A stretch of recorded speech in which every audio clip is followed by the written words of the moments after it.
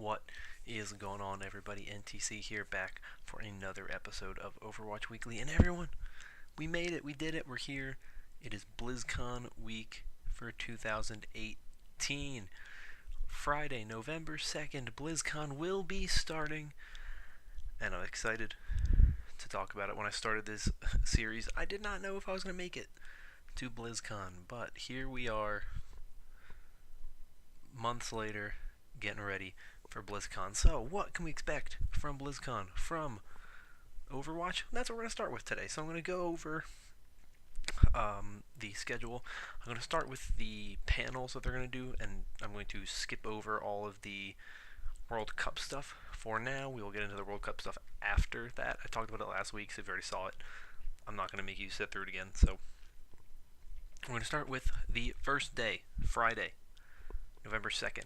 They're not having anything other than the Overwatch What's Next panel, which or I guess not really a panel, presentation.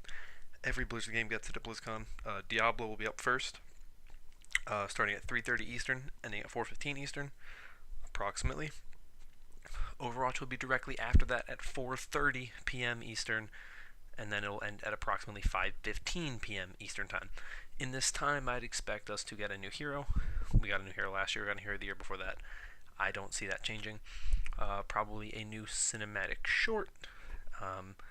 Potentially the announcement of a new mode or something. Who knows? Maybe some looks at Overwatch League teams. I have no idea. But there will be some stuff announced then. So keep that in mind. I want to mention this, though, just going into this. Yes, Overwatch is the second game to get a What's Next panel this year. That doesn't necessarily mean expect something huge. Diablo is first, and I think, according to all the rumors, Diablo is going to get a huge thing. Possibly another game. Diablo 4 is probably going to come, so Overwatch probably won't be the big focus at BlizzCon this year. So if, we only get like a new hero and maybe some new skins or something and maybe a new cinematic and that's it, well, then that's it. But I don't think this is Overwatch's year. I think this is a big year for Overwatch and kind of developing the game as it is. I think next year is meant to be a bigger year than this year, so keep that in mind. Temper your expectations a little bit, I think. Go in, don't know what to expect. Maybe you'll be surprised. But that's Friday. That's the only thing we have on Friday other than the World Cup, which I'll get to in a second. So let's move on to Saturday, which if you want to check out the schedule, it is in the description down below. On Saturday, I can't really speak, there is plenty of stuff going on. So first, at 1:15, there is the Artist at Work Creating Overwatch Character Art panel. Now, I don't know if all these panels will be streamed. I don't know if they're all going to be viewable or whatever. So, I don't know if you need the virtual ticket to check all these out. I don't know, but I'm sure some information will come out surrounding a lot of these panels. If you're going to be at BlizzCon, then this is more useful. If you're not going to be at BlizzCon, then this stuff might not be as useful. But there's going to be some stuff going on, so you will probably hear something, even if you don't see anything. Something will be seen. So at 1:15 p.m. Eastern, Artists at Work Creating Overwatch Character Art. That is going to be running about 45 minutes, ending at about 2 p.m.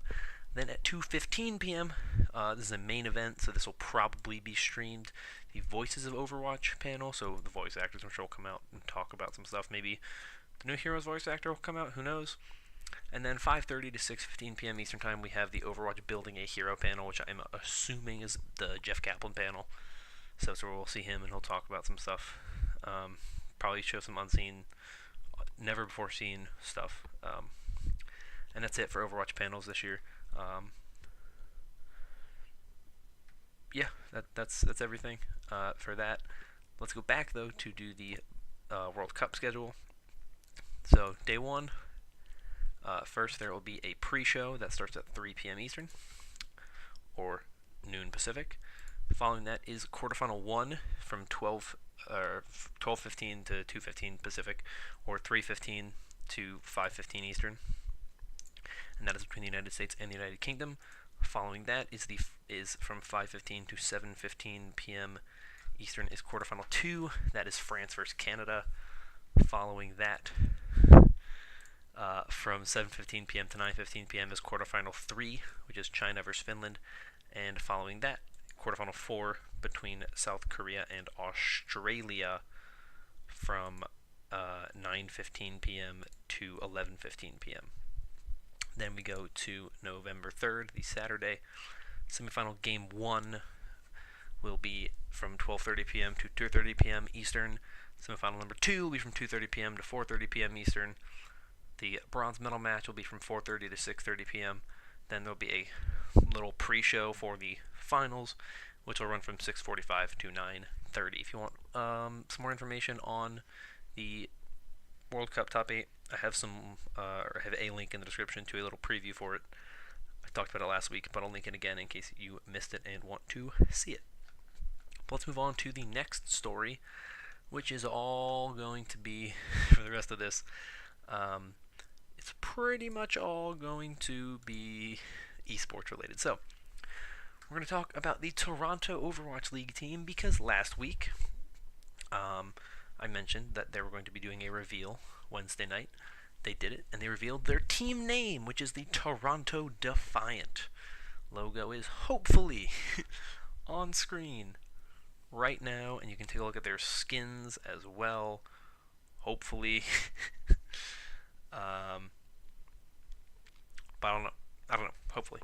We gotta look at the Toronto Defiant. We have also gotten some information on their roster. We've gotten some of the players from their roster, but I'm not going to talk about all of them. I'm just going to talk about a couple right now, and then I'll talk more about the roster when I think it's finalized, because it looks to me like they're going to be adding a lot more players. They've only announced 6 so far, but it includes Neko of the Boston Uprising, as well as Envy, who used to play for the LA Valiant. So just a couple players there, but I will go more in depth on their roster eventually, but you can see the roster on the player tracker. I'll talk about it, though, when it's more finalized. I feel like I don't want to talk about it like 3 times, because they keep adding players. But with that, there is another roster to talk about, which is seemingly finalized, which is the roster for the Atlanta Reign. Talked about them last week, and they were announced last week, and we got their full roster. And it includes 0 players with Overwatch League experience. In your DPS role, you have Erster, NLAAER, and Defran. Erster is a player from Lucky Future Zenith. Very, very successful team in Contenders China. NLAAER is a Russian player who played for last night's Leftovers. I should mention that Erster's South Korean. I don't know if I mentioned that or not. And then Defran is very, very well known. He's a Danish player. He's a streamer. He was suspended in 2017. He's a very interesting guy. But he played for Selfless Gaming. He's a very interesting and well-known person, and he's very popular among the Overwatch community. Then we have in the flex tank role Dako, a South Korean player who played for Element Mystic, who are a top 4 team in Contenders Korea, losing to Runaway. So, pretty good. In the main tank roles, you have Gator and Pokpo. Gator is an American player. He was known for being on the GOATS team, which popularized the GOATS composition that we hear so much about, the triple tank, triple support composition. That is the GOATS composition. Just want to make sure I get it correct, exactly what it is. Slambulance, GOATS, kind of the same thing. It's Moira, Lucio, Brig, Diva, Zarya, and Rhine. That is the GOATS composition, so he was known for that. I also played for last night's Leftovers in the Beat Invitational, but he was on Goats most recently.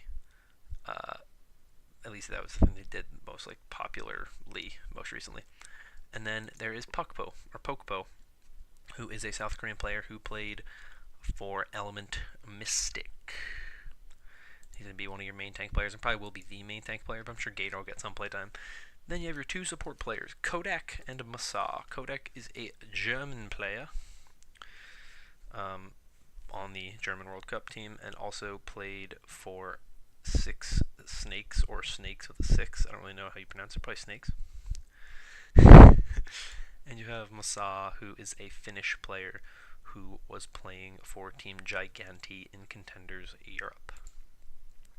So that's your Atlanta Reign roster. I have a link in the description to a little article by Rush from the Overwatch League website, just to give you kind of a better idea. If you want to know a little bit more about all the players, I'm just kind of going this quick little TLDR kind of rundown, but if you want a more in-depth, knowledgeable conversation about it, there it is. And finally, I'm going to talk about something that I have yet to talk about on this channel with the Overwatch esports community, but I would be remiss if I never mentioned it, and that is Overwatch Contenders. And we're going to be talking about Contenders 2019 because the Contenders website released a little news update yesterday, and I'm going to run down. So essentially it opens up by saying, hey, look, 2018 is a good year, but let's talk about 2019 right before we start Season 3 of Contenders 2018. So there's some big 2019 updates that I want to run down. Most of the stuff I don't really know how it relates to the previous season because I did not watch Contenders. I plan on watching it for Season 3. But let's run it down real quick. So, first thing, 2019 updates. The pricing distribution is going to be changed and adjusted to more heavily favor the top teams, and this change will allow the contenders to more directly support the best players in the world on their journey towards the Overwatch League. So that's the first update. Second is that Contenders North America will split into 2 regions, each with 8 teams, bringing the total number of regions to 8.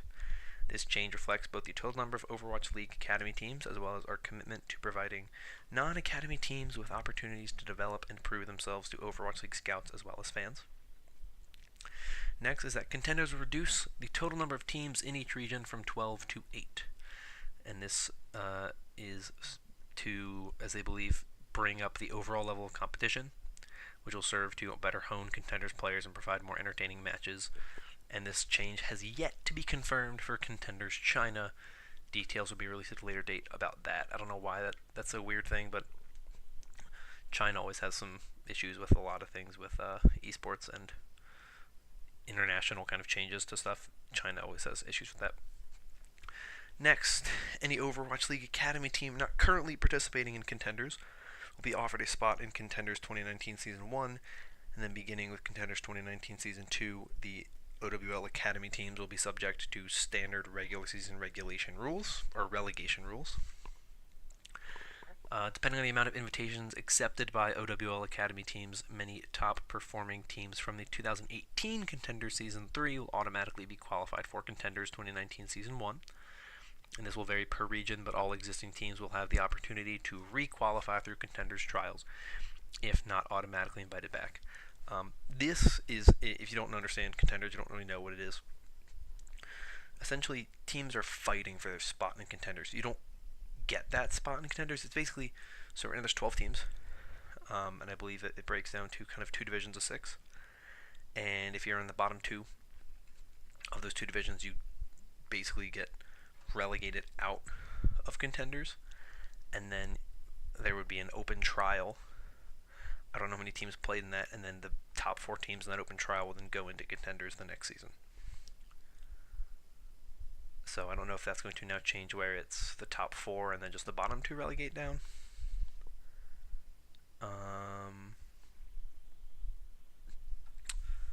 It doesn't really say.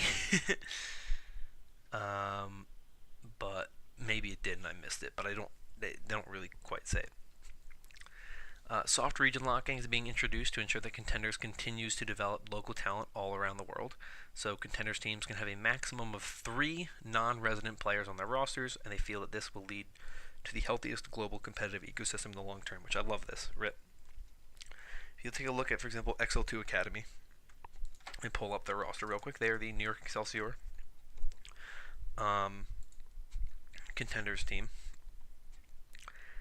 and they play in North America. The current roster is Mangachu from Canada, Nene from South Korea, CloneMan16 from America, or from the United States, Adam from the United States, Goliath from the United States, and then Woo Hyol and Tizzy from South Korea. They also formerly had Nanohana from South Korea. So, you have a team like that which has multiple South Korean players on it, or even like Fusion Academy. You have to kind of... Or Fusion University. Fusion University, you have to keep your team in a certain way and under this kind of soft region locking, which I love. Right? It keeps American players in America, it keeps Korean players in Korea, and it kind of keeps that kind of national kind of, you get to watch a team of your players, and it's the place where, if in the Overwatch League there is no region locking, in Contenders at least there is somewhat, so you get that kind of place where American players can grow.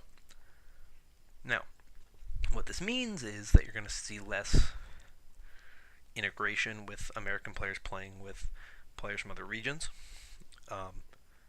In America, because you mostly have American players, and then maybe an American player plays overseas in Europe and plays with some European players, but in the United States and in Canada, on the East Coast and the West Coast, you're going to see kind of changes with that. The next final 2 points is that the seasons in Contenders 2019 will be longer, and the total number of seasons will be reduced from 3 to 2. The two-way players will continue to be able to participate in both Contenders and the Overwatch League, subject to rules and regulations. The two-way players have contracts where basically they can play in both, but I think it's if they play in more than 2 Overwatch League matches in a stage, then their two-way contract is no longer valid, and they're a full member of the Overwatch League team. And then finally, they don't have anything to announce yet, but they're continuing to evaluate opportunities for cross-region play at live events, which I want so badly. I want there to be kind of this big tournament where maybe the top 2 teams from each 8 regions, they go to this big tournament and they all play for like the spot as like the top Contenders team, right? I think that'd be awesome. That's the way that a lot of other esports work. League of Legends, for example, their Worlds is based on you playing like a group stage of Korea, of North America, of Europe, of China. You kind of fight through this group stage to get to the top and be the top team. And I would like that. I think it would be cool if they did that, but at the moment they haven't done that.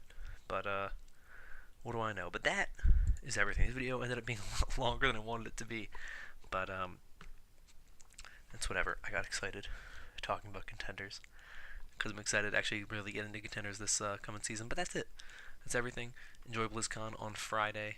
I'll talk more about it later next week, next Wednesday. And if I feel like I need to this weekend, I'll talk about some stuff as well, if there's a lot of stuff that they announce. But that's everything. Hopefully going to start a new series also next week, but no guarantees just yet. But with that, I'm going to get out of here. Thank you so much for watching. Hope you enjoyed. If you did, consider liking and subscribing.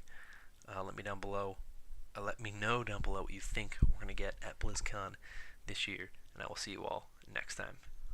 Bye-bye!